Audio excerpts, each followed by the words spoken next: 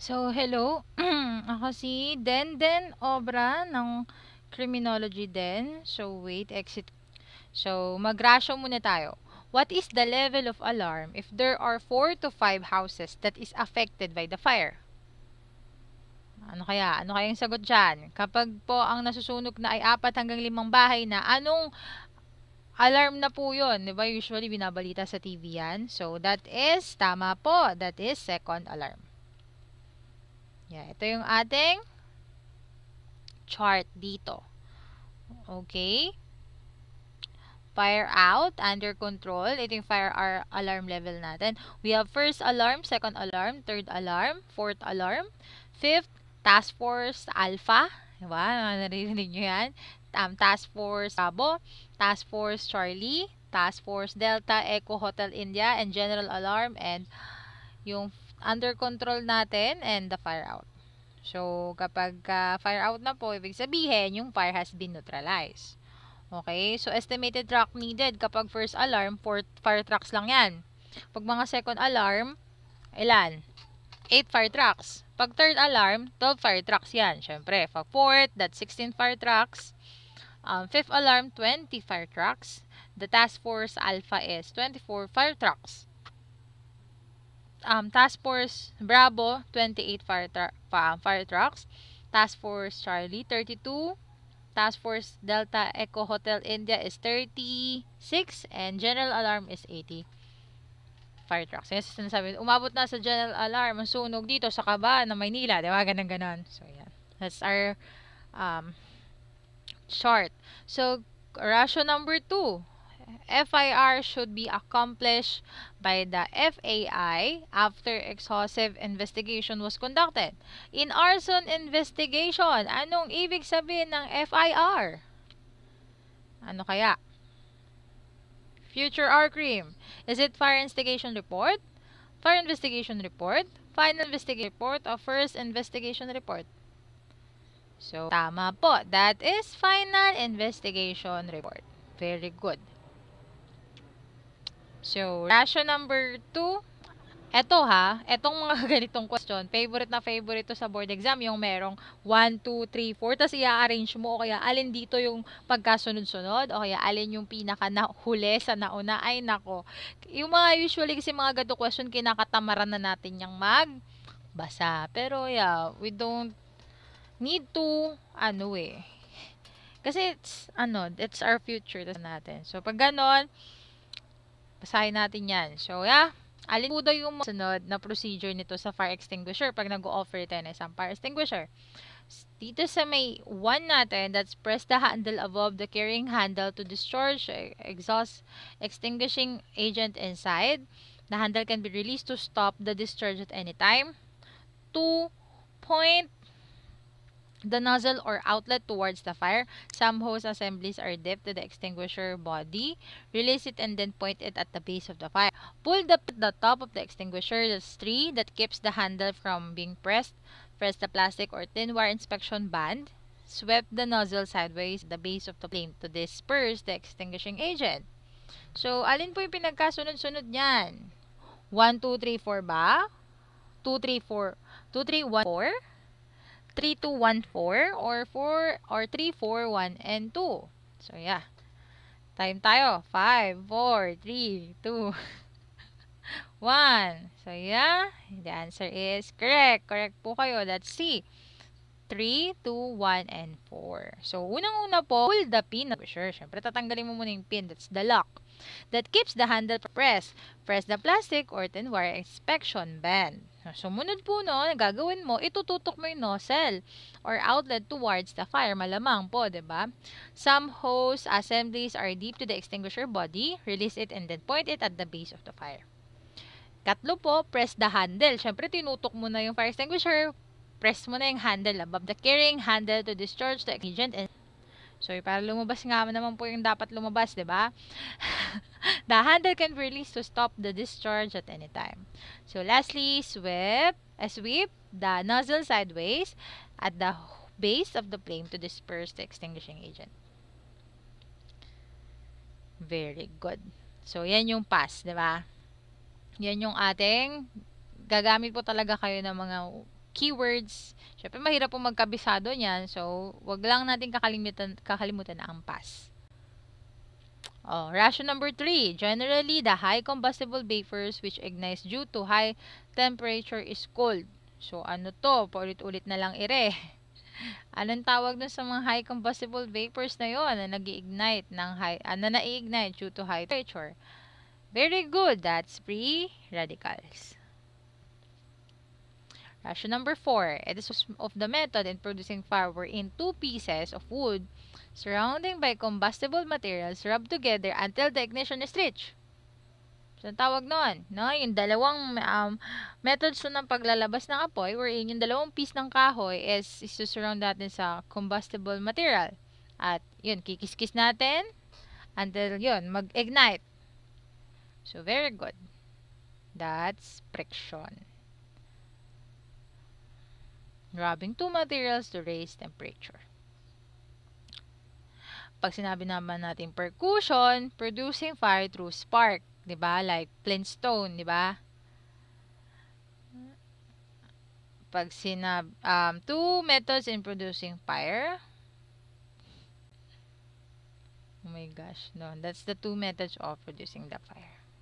Yung ating percussion and friction.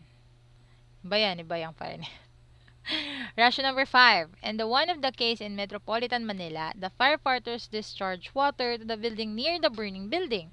So the owner burned building filed a case against the firefighters. If you were a criminologist and finished subject of fire technology or investigation, you can understand the situation because the act of the firefighters, yung act daw ng bombero ay tinatawag natin ano? So that's it. Diba? What is covert exposure? Ito ay nagre-representa sa proseso na piniprevent natin o pinipigilan natin yung apoy na kumalat, 'di ba? To other na hindi naman involved or karatig na buildings o bahay. Na nating magawa sa pamamagitan ng mga sumusunod, 'di ba? Placing fire streams directly to the exposed building. Pwede rin tayo place some fire stream between the burning building and exposed building, and entering in the exposed building and through the windows, place fire stream directly to the burning building.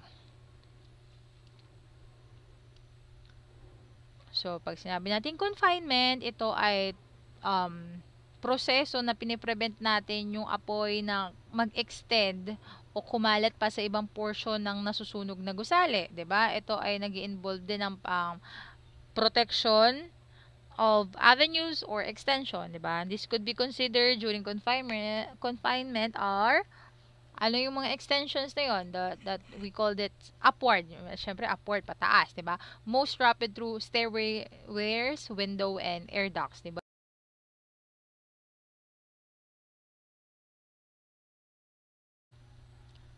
Okay. So, diba yun yung upward extension natin, yung pataas. Pag sideward naman, through combustible partitions and doors. Pag downward, through combustible floors and stairway. So, pag combustible, diba yun yung mga mabibilis masunog, diba? Lalo na yung mga, ano natin, yung mga, kunwari, ang ating partitions, gawa sa plywood, ay, nako, ang bilis niyan, diba? Kung ang ating windows, gawa sa kahoy, diba? So, kung bawa ang ating bahay ay well ventilated, napapasukan ng hangin ay ang bilis. Diba? Ang sahig natin gawa sa nara, no? Mamahalin yung sahig natin, hindi bato, no? Kundi nara, napakabilis, no? So, ration number 6. The displace of gas from one floor to another if the gas did not reach the high levels, the type of ventilation is called. Diba? So, nilagay mo yung gas from one floor to another. So, if yung gas na yun did not reach the higher levels, anong type ng ventilation yan? That's vertical ventilation. So, ventilation, ito ay proseso na kung saan dinidisplace natin yung hot smoke or poisonous o nakakalason o toxic na gases sa isang kontaminadong area. So, pinapalitan natin ito ng fresh air na galing sa labas. Diba? This could be performed through different ventilation. We have horizontal ventilation, vertical ventilation, mechanical force ventilation. Nako, no, ginawa lang, alam mo yung ginawa lang komplikado. Ventilation, malamang, di ba? Kunwari, napaka yung bahay nyo, sobrang sa kulob na kulob, di ba? Sa term natin, di sobrang yung hangin, wala nang hangin kasi sarado lahat. Ang gawin, buksan mo lang yung bitana o buksan mo yung pintuan din para magkaroon ng ventilation, di ba? Nilagyan lang na horizontal, vertical, mechanical para ano, di ba? Mayroon lang mga distinction pero wag natin pahirapan ang sarili natin. So, ratio 7. It's a type of flame which has a higher temperature. So, alin sa mga to, yung may pinakamataas na temperature when it comes to flame. So, tama po. That's non-luminous flame. So, kasi we're according to the color and the completeness of the combustion. Kapag sinasabi nating mainit, 'di ba sa mga stars nga, 'di ba? Pagka mas red na red, that's cold one. Ang pinakamainit yung mga blue, 'di ba? And white. So, ganun din po 'yan dito. Okay? So, luminous flame, ito ang kulay nito is reddish orange or yellow sa color. So, it deposits soot because it is product of incomplete combustion. So, it has mababa ang temperature at it takes time to heat of another object. Because it is cooler than luminous flame, carbon dioxide is present. So, di ba walang iniwan sa gas, yung gas nyo, di ba? Malalaman mo pag malapit na maubos yung gas nyo, pag ang kulay na ng gas nyo ay kulay pula, no? Tapos lumalamlam. Pero kapag bagong bili yung LPG no at color blue yan, ay nako, mainit-init pa yan, di ba? At ibig sabihin yan, bago pa lang bili. Okay, ganun din po yon sa luminous flame. So, doon tayo sa non-luminous flame. Ang color nito blue. So, yun yung mga unang bukas yun ng LPG nyo, di ba? Yung mga bago pa lang, unang linggo, yan, medyo blue. O kaya pansin nyo, pag mga kalagitnaan na ng gamit nyo, yung itaas blue, yung ibaba medyo pula na. Di ba? So, bluish in color. So, hindi ito nagde-deposit ng soot, kaya, because yung product na ito ay with complete combustion. Kaya, mas mataas ang temperature niya o mas mainit siya kaysa sa luminous flame. So, dito, sa non-luminous flame, ang present dito ay ang oxygen. Samantalang yung luminous flame is carbon dioxide. So, very good, very good. So, according naman sa burning ng fuel and air mixture, dalawa yan, di ba? We have premix flame and diffusion flame, di ba? Alam ko medyo mahaba, pero at least, ganito kasi picture arc cream. Kapag alam kasi nating medyo, alam nyo yun, medyo madaan naman nating at malabo po nating mabitbit sa board exam. Ang technique lang dyan, ganito lang technique dyan. Gamitan mo na lang ng common sense, okay? Yung iba, sasabihin nila, lalagyan mo daw ng codings. Diba? Pero hindi naman kasi lahat ng bagay malalagyan mo ng codings. Katulad ng mga ganito, diba? Simpleng vocabulary lang yan diba? So, pag ganun, lagyan mo na lang po ng common sense. O kaya talagang dapat medyo malawak ang vocabulary. Kasi para pag may mga questions sa board exam na hindi mo pa siya napag-aralan, gagamitan mo na lang talaga siya ng, common sense. That not so common. So, itong dalawang flame na to, na according sa fuel and air mixture. Pag sinabang premix flame, exemplified by the Bunsen burner. So, it is premix because yung fuel niya tsaka yung oxidizer or hinalo na bago yung combustion na mangyari. Okay? So, kaya siya premix. Okay? While yung diffusion flame naman, diffuse siya or disperse flame. So, widely spread na type to ng klase ng flame. So, ito yung klase ng flame kung saan yung oxidizer na kinumbine mo with the fuel by diffusion.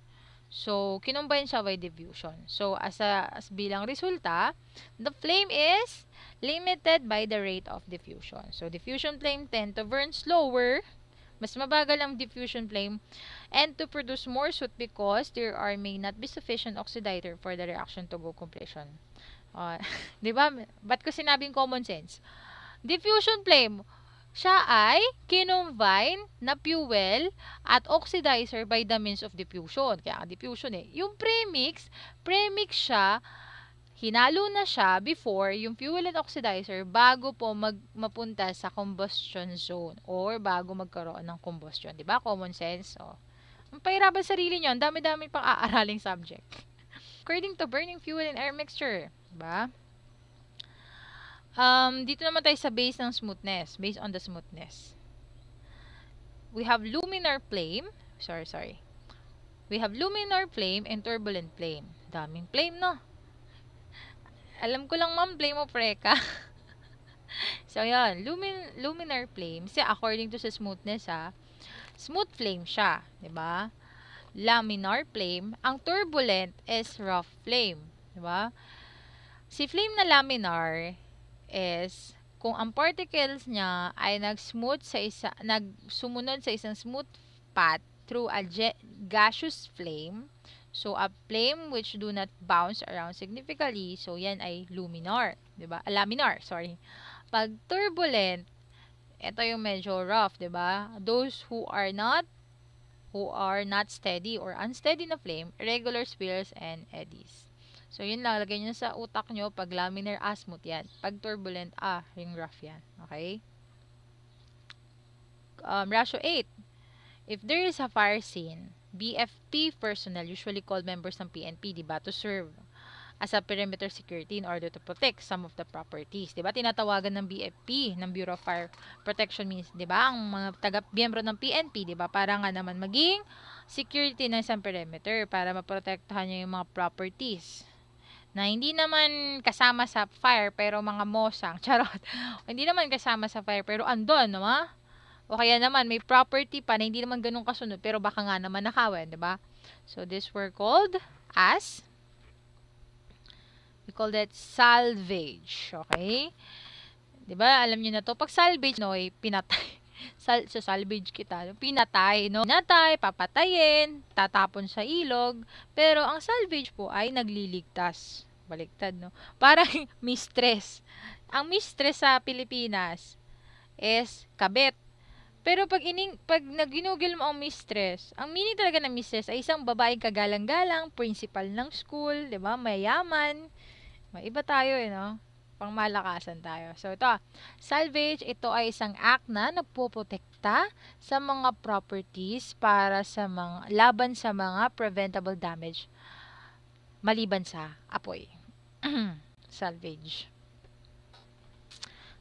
What should be submitted by a fire and arson investigation if he was not able to complete the investigation and was not able to determine the cause of fire? So, ano yung pong sinasubmit nila kapag hindi nila malaman kung ano yung sanhi ng apoy? Wow, R-cream. Gising. That's FIIR. So, spot report investigation, spot investigation report. Minsan, alamin nyo, minsan kasi sa ang pagpipilian sa board exam, ganyan, naka-abbreviation. Kaya dapat alam nyo po yung meaning ng mga yan. So, yun nga, spot report investigation, ito ay ginagawa at yan nga, ginagawa ng FIA.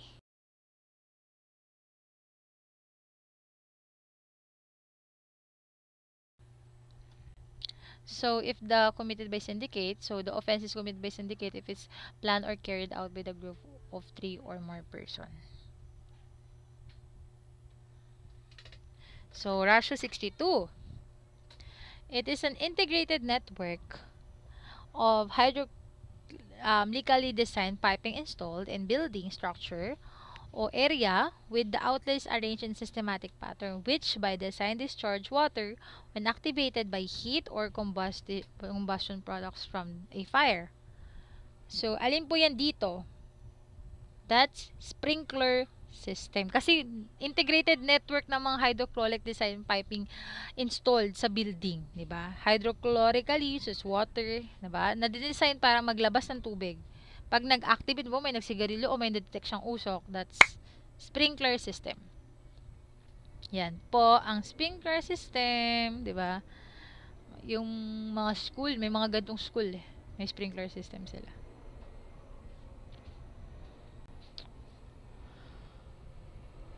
Which of the following statement can be described conduction?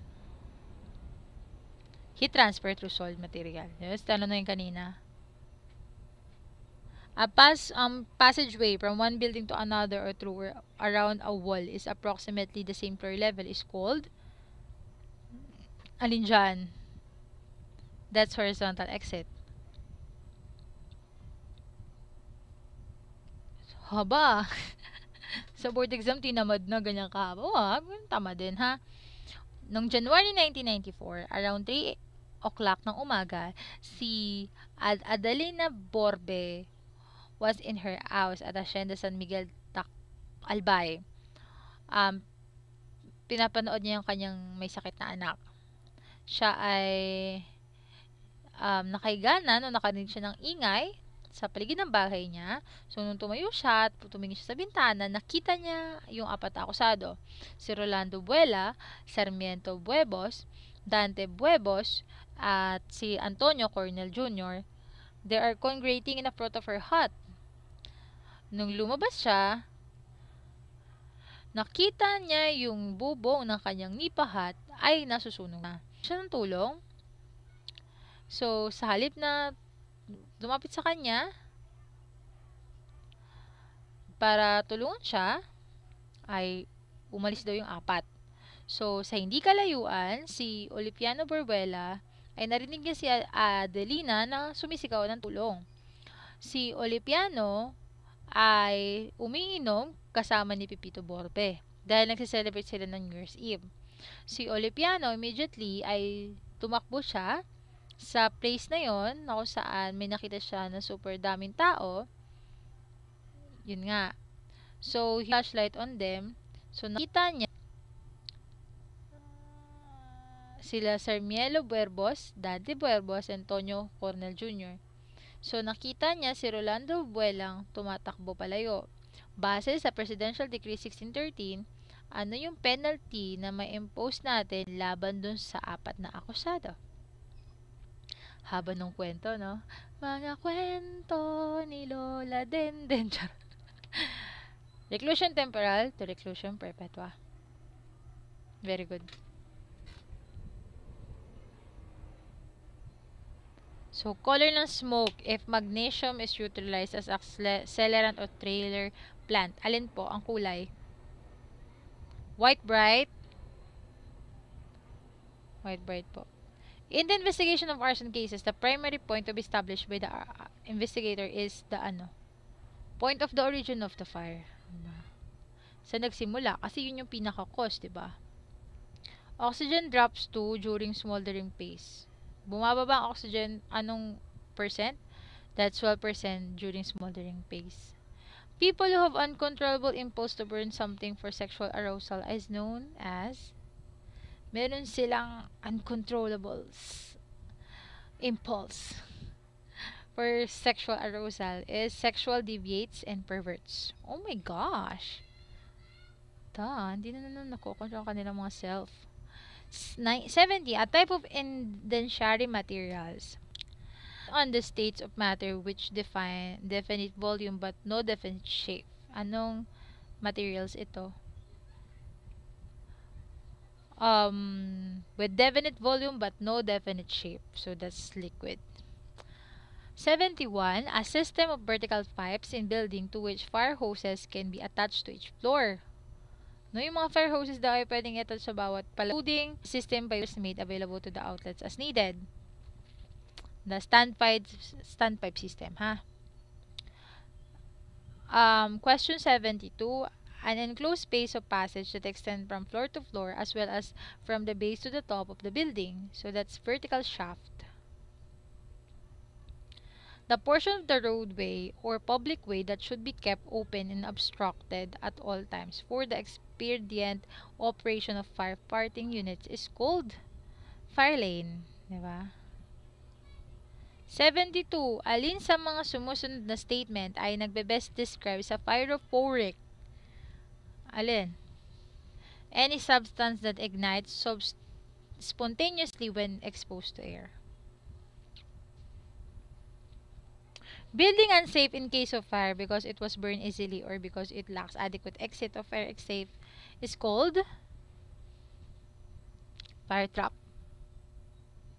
Kaya nga 'di ba yung mga bahay na walang fire safety seminars, Wala silang fire extinguisher, wala man lang silang fire exit. Yung parang pag nasunog at any times, todas kayo or masusunog kayo. That's ng fire trap. Fire trap yun eh. Diba? 76, a hot piece of loam that remains after material has partially burned and is still oxidating without the manifestation of flames are cold. Alin po doon?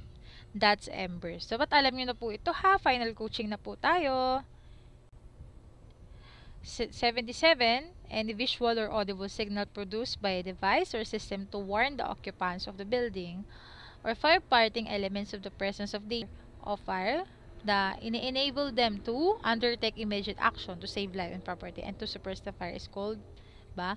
Yung signal ng audible visual, nakita niyo signal sa pinuproduce ng nabibigay ng warning, 'di ba?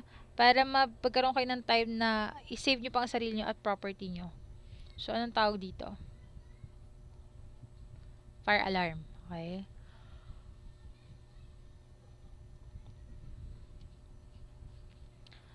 Um, 78, any act that would remove or neutralize a fire hazard is called abatement. Okay ha, tatandaan yan ha, noon pa yan. Sa jumper, a piece of metal or electrical conductor used to bypass a safety device in electrical system. Diba? Yung mga jumper ng kuryente yan, jumper ng tubig yan eh, jumper yan, yun ha, piece of metal or electrical conductors. Yan, ganere yan.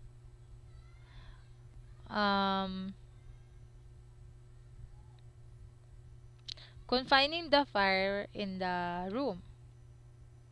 Confining the fire in the building. So, cover, that's the cover exposure.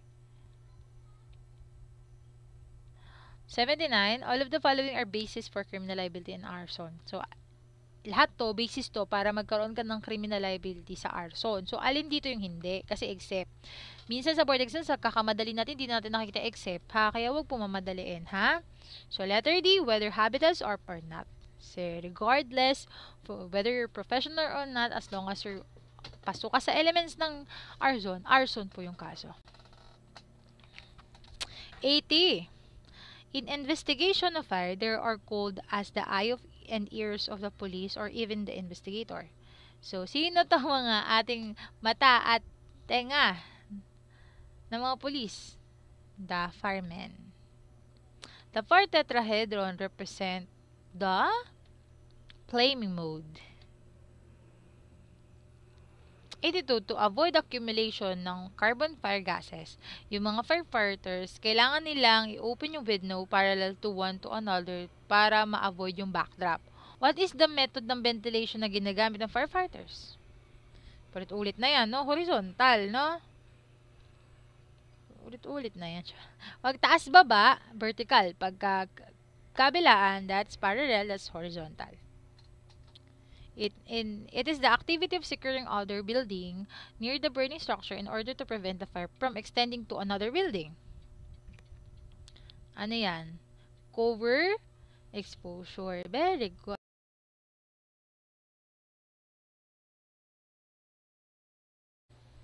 So, punta tayo sa oxygen source. So, approximately, ang kailangan po to para makagawa o makasupport po ng burning ay 16% ang require. Okay? And, yeah.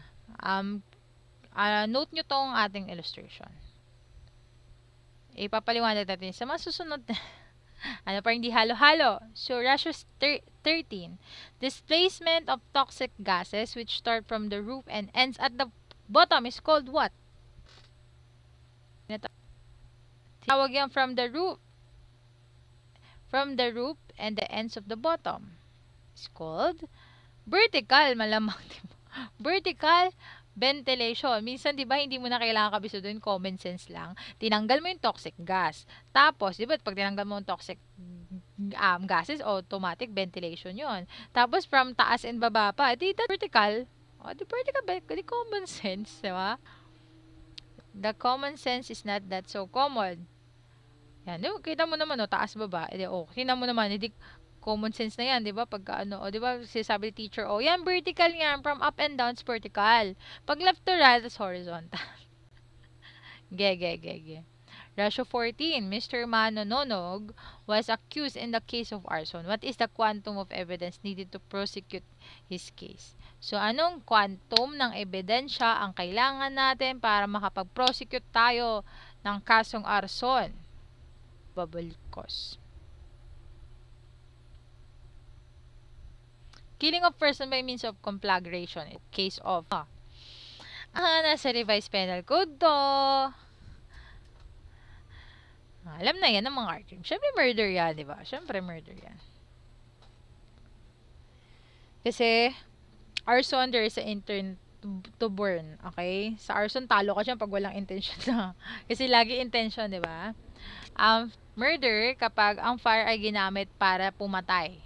Okay? Kasi minsan kasi nagkakalito-lito. Sinunog mo yung bahay. Tapos ikaw yung polis, ikakaso mo. Arson agad? Hindi mo ba inisip na kaya niya sinunog yung bahay? Kasi papatayin niya yung buong pamilya na nasa bahay na yun. So, kapag ganun po ang case, that's murder. Okay?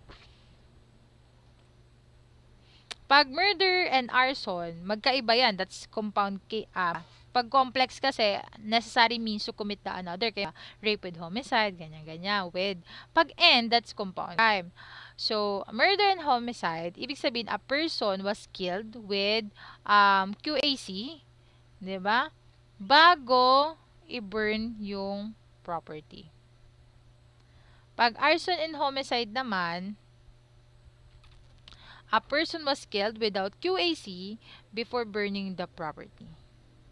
And arson with homicide is no case of arson with homicide. Kasi po, yung homicide ay na-absorb na po siya ng arson. Kaya, no case of arson with homicide. There is no special complex crime of arson with homicide. Matters is resolving cases involving arson and criminal intent of the offender. So, yeah, ito. O corpus delicti, sinasabi ko yun sa mga student, mahalagang alamin mo ang corpus delicti. Hindi yan display dyan. Kasi po, pag wala pong na-establish na corpus delicti sa kahit na anong krimen, wala pong, maniwala kayo sa akin, walang krimen na nangyari. Okay? So, kung kayo ay hoodlum wannabe or criminal wannabe, charot. So, yun. No? At saka, magiging investigator kayo o magiging part kayo ng PNP, mas matalino po yung hinuhuli nyo kasi alam niya sa sarili niya kapag walang na-establish ng corpus delicti, walang crime. Dito, todas ka. Kasi nga, hindi mo yun alam. Di ba? Hindi pwede ganon. Di ba? So, ito yung mga sumusunod. Ito yung mga special supplemental guidelines ng FII sa pagkakandak ng arson investigation at filing ng complaint na procedure. So, ang arson, may nangyaring arson kapag may ma-establish ng corpus delicti o may maprotunayang corpus delicti. Tandaan nyo yan, okay? So, ito nga, ang corpus delicti kasi, di ba ang corpus delicti ng murder at homicide, kailangan bangkay, di ba? Corpus delicti ng theft, dalawa yan, di ba? May nangyaring crime at saka nireklamo talaga niya, di ba? Sa arson, usually po kasi, ang corpus delicti ng arson ay mga circumstantial lamang na ebidensya. Pero syempre, di ba, ang circumstantial, hindi nga, as a general rule, hindi siya nakakaproduce ng conviction. Hindi ka makukulong kung isa lang yan. Pero kung maraming circumstantial at pinagdugtong-dugtong at mabubuo ang puzzle na isang picture na ikaw ang sumunog, then that's the way na you can convict a person with circumstantial evidence. Diba? Pwede yung merong gasolina, kerosene, or other combustible materials na nag-cause ng fire na nandun lang sa area o dala-dala ng isang tao, circumstantial, malay mo ba na siya talagang sumunog? Usually kasi ganun po sa arson, mga circumstantial lamang, di ba? Bihirang-bihira po yan. O kaya, form ng electric wires. O kaya naman, merong open na electric wires to, pero ang huling tao, si Mang Ben, ganyan. Hindi man nila nakita na si Mang Ben talaga yung totally naglagay doon ng open wires o live wires doon. Pero siya yung lastly, di ba? Ganun, alam niyo yun. More on circumstantial evidence ang. Kaya talaga may mga case talaga na hindi po malaman ng mga investigators sanhi talaga ng sunog. Okay, kasi magagaling ho yung mga natin dyan, mga arsonist natin dyan, di ba? Mechanical, chemical, electronical, contrivance designed to start a fire or ashes such as object which found in the ruins of burned premises. So, kung ang arson ay na-employed by the offender para ginawa niya yung arson para patayin ang isang tao, ang crime is murder, hindi arson. So, yung burning ng property ay means niya lang para patayin yung taong yon. So, by the means of fire. That's under article ng, nasa ilalim yun ng ating Article 248 ng Revised Penal Code na nagko-qualifies ng crime sa murder. Okay? Murder yon, hindi yun arson. Ito pa, kung ang pagsunog ng property ay ginawa ng offender para mag-cause lang ng damage, but also yung arson ay nag-result siya ng death ng tao, the crime is still arson, ha? Because yung pagkamatay po ng taong yun ay consequence lang at hindi intention ng offender. Kita mo yan? Charot. Kunwari, yung arsonist, gusto niya talaga manunog lang talaga ng bahay, okay? Gusto niya lang talaga manira lang talaga siya ng bahay, manunog lang siya. Kasi may mga ganong manyak parang manya na parang masaya sila pag nakakasunog sila ng bahay, mga pyromania. Na masaya sila pag may makita silang super taas na, kasi pag, di ba takot ka sa pyrophobia if I'm not mistaken. Pyromania naman yung parang masaya sila pag nakita sila ng sobrang taas na apoy. So yun nga ang ginawa, no? Nagsunog ng bahay. May natutulog pala doon sa bahay na sinunog niya, isang pamilya, sabihin natin simbako, no? Ang namatay doon ay nanay, tatay at mga anak. So hindi po murder yung kaso. Okay? Arson pa rin. Yun lang ang problema dyan. Hindi pwedeng arson with homicide. Wala pong ganong complex crime na arson with homicide. Arson yun. Kasi, observe po siya ay hindi nga pwedeng maging with homicide yun kasi wala siyang intensyong pumatay. Lagi yung titingnan lagi class ang intention. Ito pa ha. Bakit intention? Hindi lang po dito sa arson case. Lahat po ng case, laging may intention. Ito, ikaw babae, may classmate kang lalaki. Siguro, maganda siya. Nagagandaan siya sa'yo. Gusto ka niya asarin. Ang ginawa niya, dinukot niya yung dede mo at hinalikan ka niya. Okay? Dalawa yan Pwedeng, ma'am, ano yan? Pangbabastos yan. Pwedeng, with lewd design yan, ma'am. That's acts of lasciviousness. Kasi ng manyak. Hindi naman po lahat na nagmamanyak hindi naman lahat po na nanghihipo ng dede at nanghahalik ay nang mamanyak.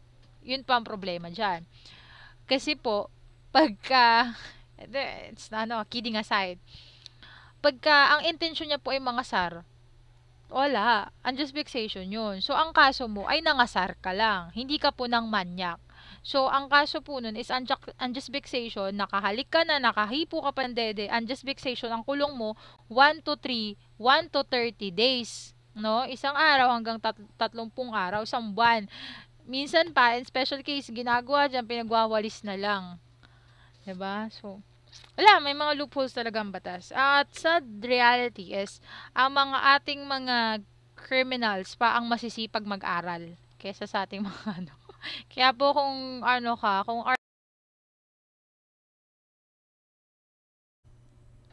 pareho lang po yan, ha?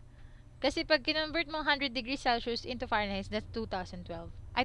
That's 212 degrees Fahrenheit. Lowest temperature in which pinakamababang temperature kung saan ang B4 ay magko-continue mag-burn even now yung source ng agitation na ignition ay tanggal. That's fire point. 106, in photographing suspicious person, kapag you're picturing or kumuha ka ng picture o larawan ng isang kahina-hinalang tao sa isang fire scene, may help the prober para ma-identify nila kung manyak, especially kung dalawang separate incident yung nangyari. 2 separate fire incident. When she or he was, siya doon? Natawa. When he or she is laughing. Kasi no one would ever laugh in a fire scene kung hindi naman siya nasasayahan. Either kung pyromaniac siya, kasi mga pyromaniac is they got pleasure seeing fire, 'di ba? Kasi ng kabaliktaran ng phobia is mania, 'di ba? So, kung phobia, kung merong pyrophobia, meron din tayong pyromania.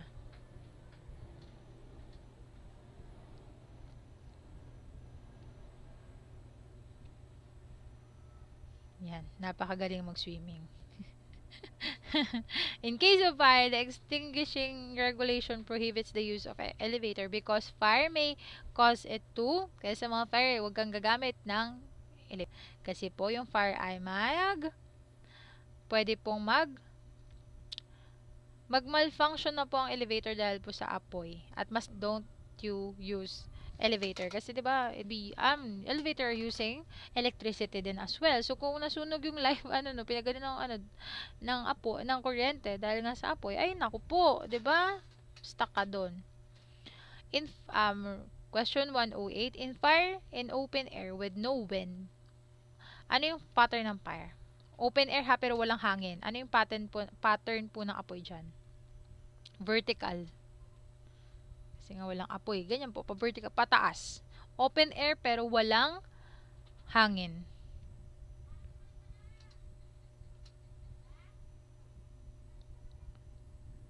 So, ano po yan? What is this? What is this? Do not underestimate. So, the vertical, normal direction yun ng travel ng fire. Pag horizontal, prima facie yan ang evidence ng arson. Mama ng prima facie. Hala ka. Prima facie is that it could stand alone na to prove na arson po yung nangyari. Hindi po, it could not produce conviction. What we're trying to say is, hindi na tayo naghahaka-haka. Hala, baka hindi arson yan. Baka ano yan. Baka hindi naman sinasadya. Baka naman, ganun yan. Pag horizontal po yung direction po ng apoy, that's prima facie po ng ebidensya na may arson na nangyari. Na-prove na natin yung proposition na arson po yung nangyari. Hindi na po siya pwedeng sabihin na hindi arson. Maliban na lang po kung ide-debunk din sila ng mas matinding ebidensya ng kabilang panig. So, that's prima facie of evidence. Ratio 109. Considered as a goddess of fire in the Rome, wherein the shrine can be found in every house in the said country. So, sino po yung goddess ng fire? Ngayon, si Vesta. Yung heart fire is symbol ng home and family. Si Prometheus told the gods fire and gave it to humanity. Siya yung siya yung nagnakaw ng apoy sa tao at ay sa Diyos at binigay sa mga tao. And Agni of Indo-Iranian is recognized fire as God. Ratio 110. He was first person to develop match in 1987. Siya yung unang-unang taong nakapag-develop ng posporo noong 1827. Sino siya? John Walker. John Walker, ma'am, alak yun, di ba? Loko-loko ka talaga, lasinggero ka talaga. So, Agapito Flores, naka-invent ng fluorescent lamp. Si Agapito Flores ay isang Pilipino. So, binenta niya yung kanyang recognition, yung kanyang invention. Kaya kung i-google nyo, ang naka-invento na ang bansa po or tao na naka-invento niyan is kiniklaim na po ng ibang bansa. Okay? Pero napakatalino ng Pinoy talaga. Si Thomas Alva Edison, siya yung American inventor who was able to send an electric current through a carbon filament because so hot that it gives off light. Si Antoinette Laurent Lavoisier is father ng modern chemistry, a French chemist na nagpatunay na burning is the result of rapid union of oxygen with other substance. That's the match before, diba? How cute. Ratio 111, it's a chemical reaction in which oxygen chemically combines with the organic elements of combustible substance. That's oxidation. Combustion, incorporation, amalgamation, free radicals, rapid oxidation of materials, a highly combustible vapor that is being released by substance with every high temperature. So, yun. 112. The rapid oxidation of some substance by generation of heat and light is referred to as combustion. Ignition point where a fuel will be burned after reaching a certain temperature, ha. Pag sabi naman natin combustion, yan yung rapid oxidation ng substance by the generation ng heat and light. Ratio 113. Anong tawag sa phenomena na kung saan ang combustible materials ay nag-generate ng heat at nagpo-produce ng fire because chemical combustion? Ano po? Spontaneous combustion. Very good, very good. Alam nyo, ang tatalino nyo. 114. Conducting inspection of building. You are mindful. Kapag ikaw ay nagka-conduct ng inspection sa isang building, di ba? Mindful ka sa flammable liquids.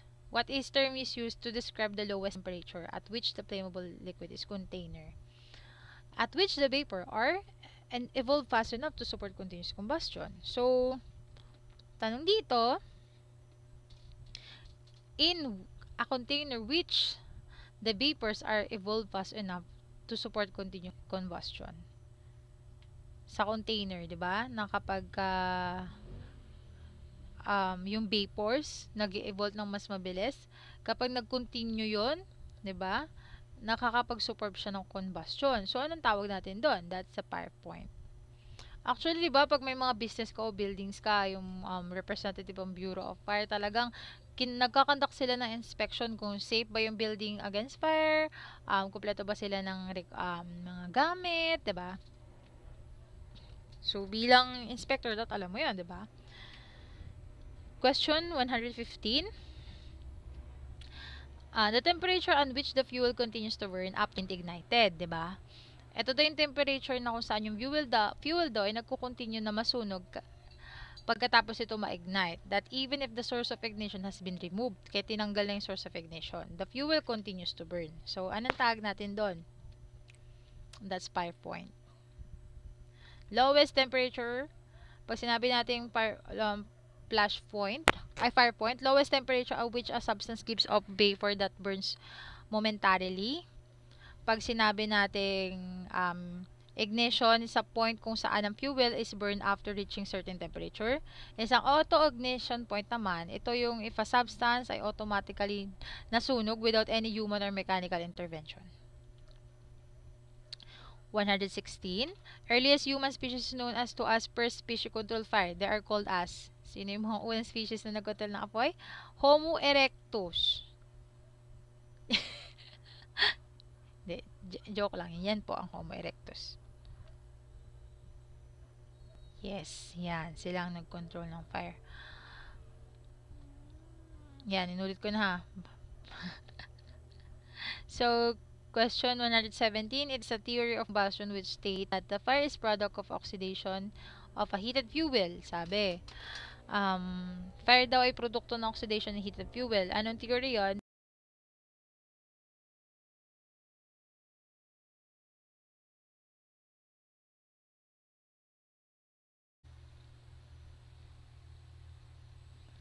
So, pag natural, spontaneous yung heating. Okay, so tuloy-tuloy. Pag natural, yung may kidlat. Diba? Natural cause ng crime, yung sobrang init, diba? Bigla, nung sobrang init, biglang lumiyab. Yung mga fire sa forest, diba? Yung mga nangyayari sa Australia. Tsaka, diba, March ang ating, fire awareness man. Kasi nga, super init niyan.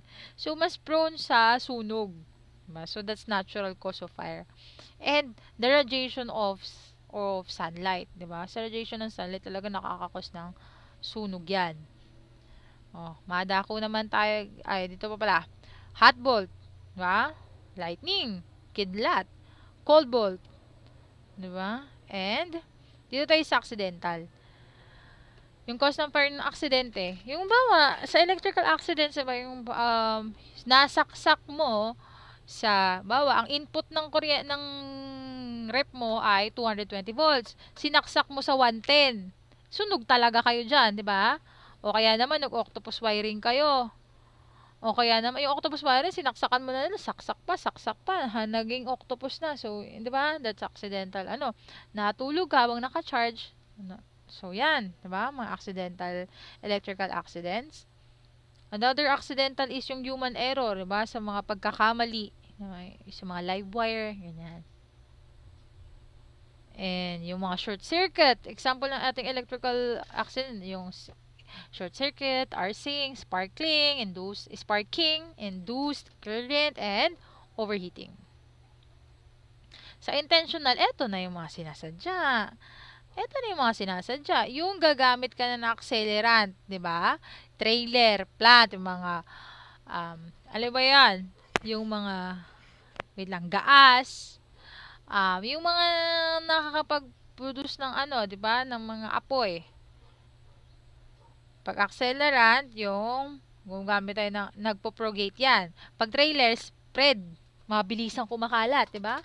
Pag plant, yan yung nag-start ng apoy.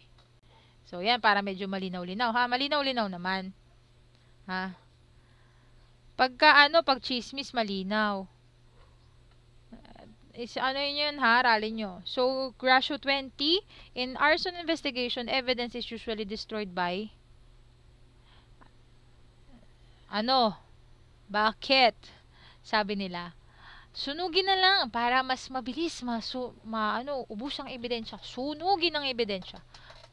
Mawala ang ebidensya, sunog.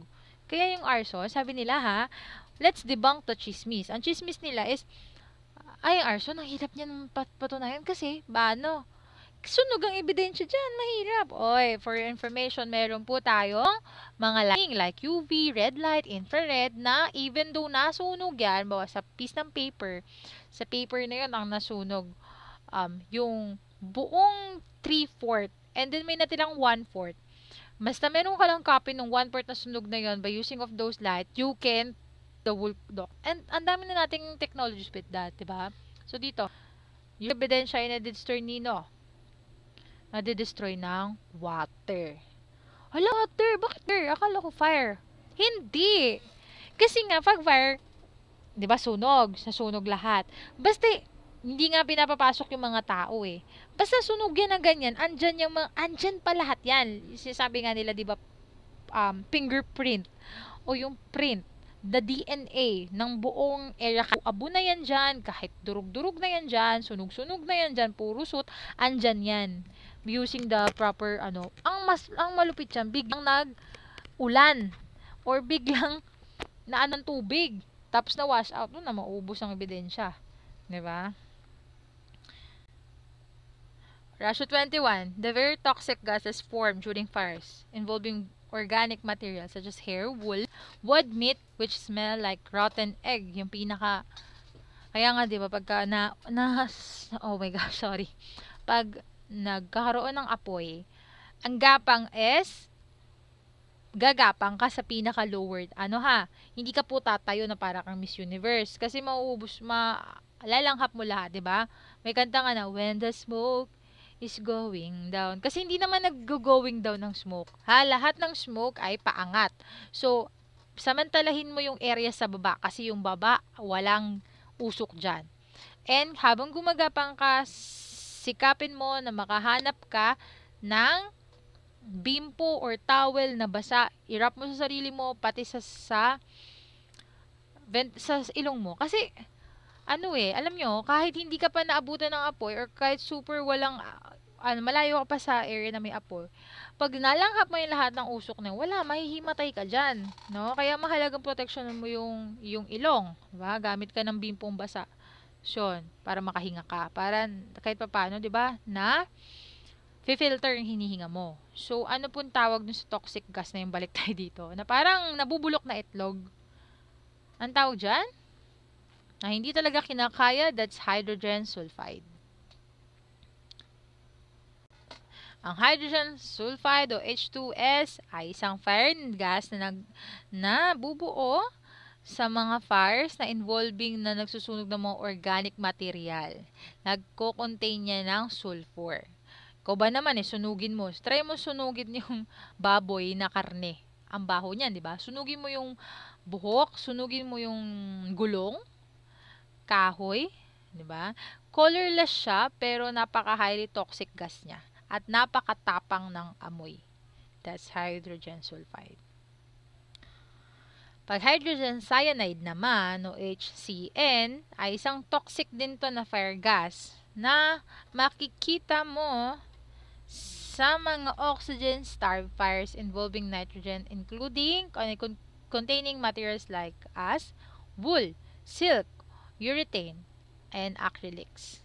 Yung mga gas na to is also ginagamit sa fumigant, which can be pose serious danger sa mga ating bumbero na na umaapula ng apoy. So, recently sa mga fumigated buildings, it smells like a bitter almonds.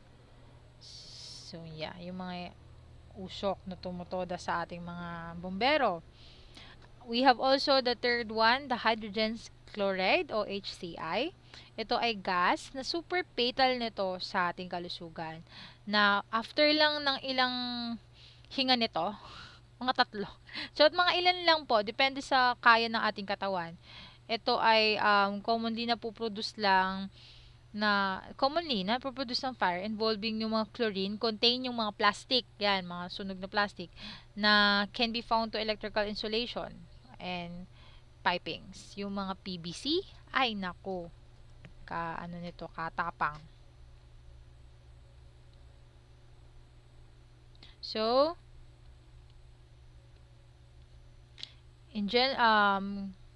ratio 22, in general terms, the heat and light that comes from the combustion of substance is called fire. Is it true? Sa general term ba, yung heat daw at yung light na nanggagaling sa combustion ng mga substance, tinatawag ba natin siyang apoy? Tawag ba doon ay apoy? Yes po. 23. Bilang isang future firefighter, para po maapulan natin ng apoy, you may interrupt or eliminate yung supply ng alinman sa mga elements ng fire. Syempre, 'di ba? Pag alamin natin yung elemento ng fire kasi pag yun ang inuna nating usually talagang mas mapapadali ang trabaho natin. So this means the fire can be pwedeng apulahin sa pamamagitan ng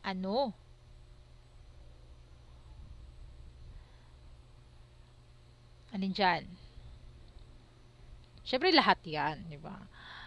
Pababain mo ang temperatura, stop mo yung chemical reaction, at i-eliminate mo yung fuel supply. 24. The glowing mode of fire is represented by how many elements of fire? Glowing mode. Ilang elements na po ng fire nagre-representa sa glowing mode ng fire? That's 3. Diba? 3 lang naman ang elements yan. Okay, ratio 25. In scorching is on the concrete wall of house on remote area, and there is a minute possibility for the fire to spread. As an experienced investigation, the case to be filed in court is